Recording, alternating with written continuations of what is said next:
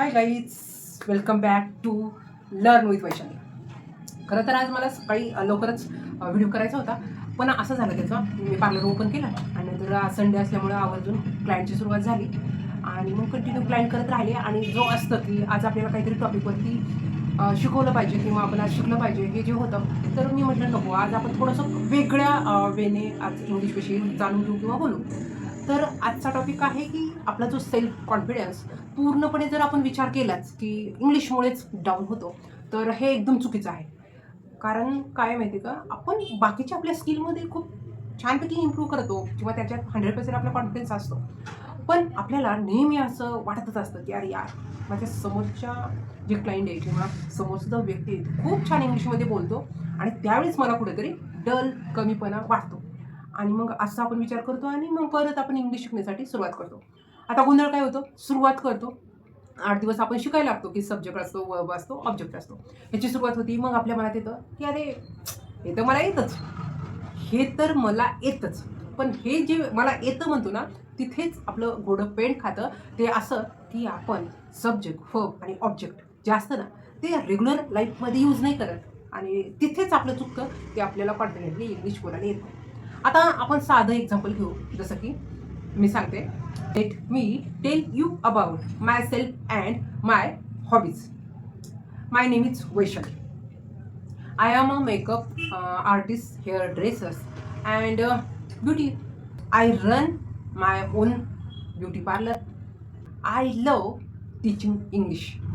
I am learning English and improving every day. I am hardworking person, and I meet new client every day. I love meeting new people. So I am happy because of my business and my skill. दोन्ही पण मी घेऊन चालली आहे, त्याच्यामुळे खूप खुश आहे. तर ज्यावेळेस आपण सेंटेन्स बोलायला लागतो तर थोडं थांबतो आणि नंतर बोलतो. हे का होतं? कारण आपण रेग्युलर वेने नाही बोलत, त्याच्यामुळे आपला कॉन्फिडन्स डाऊन होतो. खरं तर मी माझी स्टोरी सांगते की मला का वाटलं की मी पण इंग्लिशमध्ये बोलावं. कारण मी ज्या ठिकाणी जॉबला होते ना, तिथे मॅडम सहज इझिली बोलायच्या, कॅन यू हेल्प मी, असं बोललं की मला असं वाटायचं की मॅडम किती छानपैकी बोलत आहेत, किती स्मार्ट आहे. पण पाहिलं गेलं तर जे डेडिकेशन काम करणं असतं ना, त्यांच्यापेक्षा माझ्याकडून जास्त व्हायचं. फक्त एकच गोंधळ होता की मला खूप छानपैकी इंग्लिशमध्ये बोलता येत नव्हतं, मला समजायचं नाही. ॲटलीस्ट मला थोडं समजायचं, पण मला एक्सप्लेन करता येत नव्हतं. त्याच्यामुळे मी स्वतःला कमी लेखायचे.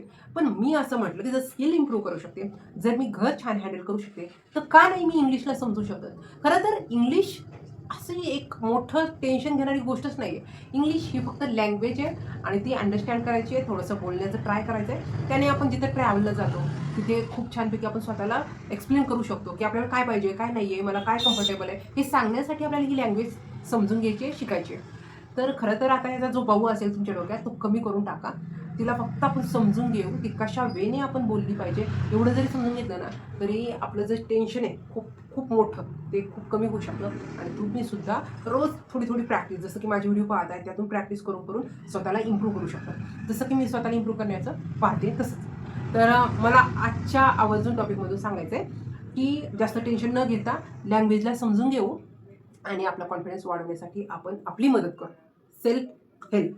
तर तुम्ही जर माझ्याबरोबर सपोर्टिव्ह असताल तर नक्कीच आपण हळूहळू आपल्यात प्रोग्रेस करू आणि खूप छान, परफेक्ट नाही आहे पण ॲटलिस्ट इंग्लिशमध्ये आपण सेंटेन्स जे बोलणार आहेत ते एकदम कॉन्फिडेंटली बोलू. त्याने काय होईल, आपण जिथे जाऊ तिथे खूप छान आपला कॉन्फिडन्स आपल्या स्वतःला जाणू शकतो. बस एवढ्यासाठी आपल्याला लँग्वेज शिकायची आहे.